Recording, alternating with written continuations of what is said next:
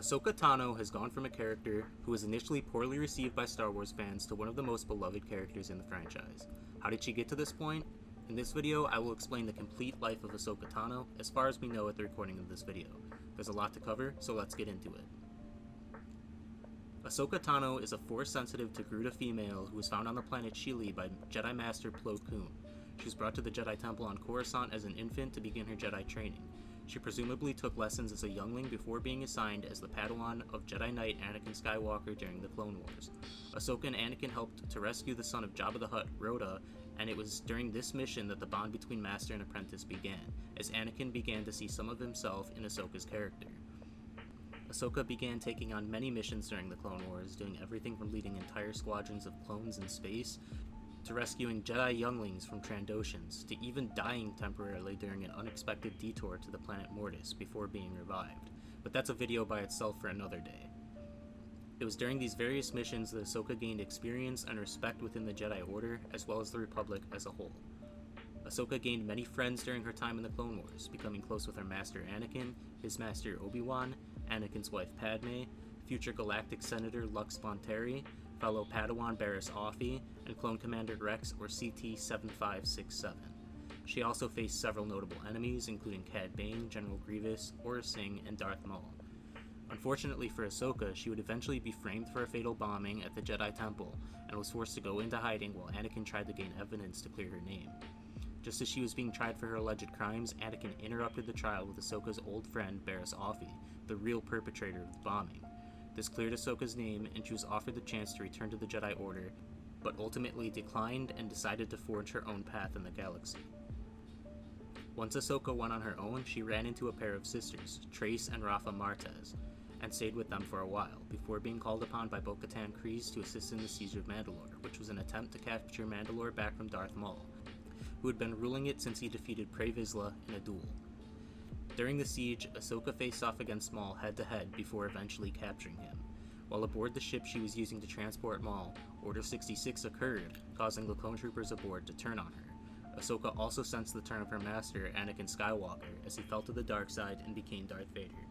While trying to defend herself from attacking clone troopers, Ahsoka released Maul from his restraints, and successfully removed Clone Commander Rex's inhibitor chip. Ahsoka and Rex were able to crash land the ship on a snowy moon, where Ahsoka buried the deceased clone troopers and buried her lightsabers, which would eventually be found by Darth Vader years later. As the Clone Wars came to an end, Ahsoka went into hiding for a while, but eventually began helping the formation of the rebellion as an informant going by the codename Fulcrum. She did this for a while until finally coming in contact with the Ghost Crew in approximately 5 BBY, 14 years after Order 66. While assisting the Ghost Crew on several missions, including rescuing Force-sensitive infants from the Inquisitors, and the first attempted siege of Lothal, Ahsoka discovered that her former master, Anakin Skywalker, now Darth Vader, was still alive. She also reunited with her old friend, Clone Captain Rex.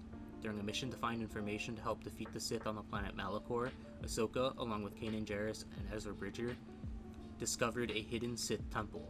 While investigating the temple, Ahsoka was confronted by her former master and was thought to be killed, until Ezra discovered the world between worlds and pulled her through a portal that saved her life. The exact mechanics of how time works in the world between worlds hasn't really been explained, but essentially Ahsoka was pulled 2 years into the future, as that is how much time had passed for Ezra and the others. Ahsoka then entered a portal that returned her to Malachor, and then found yet another portal that transported her back into the world between worlds, headed to an unknown destination. At the end of the Galactic Civil War, Ahsoka finds Sabine Wren of the Ghost Crew and prepares to go search the unknown regions for Ezra after he was lost there after jumping to hyperspace during his fight with Grand Admiral Thrawn during the second siege of Lothal.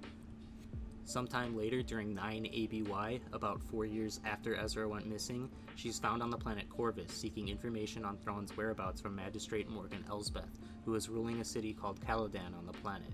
She came in contact with Din Djarin and Grogu, and sent them to the planet Tython, where Grogu would be able to interact with the Seeing Stone located there, and potentially summon any Jedi who could sense his presence. This ultimately brought Jedi Master Luke Skywalker to Din Djarin and Grogu temporarily went with Skywalker to see if he could be trained. During this brief stint of training, Ahsoka met with Skywalker and discussed Grogu's training and his attachment to Din, before ultimately going her separate way. This is all we know about Ahsoka Tano and her life history so far. I did skip over a lot of smaller missions and episodes of the Clone Wars and Rebels, but the main story points are there. I cannot wait to see where they take this character next, and hopefully you are just as excited as I am. If you enjoyed this video, be sure to leave a like and subscribe with the bell icon on so you can be notified whenever I upload. Until next time, may the Force be with you.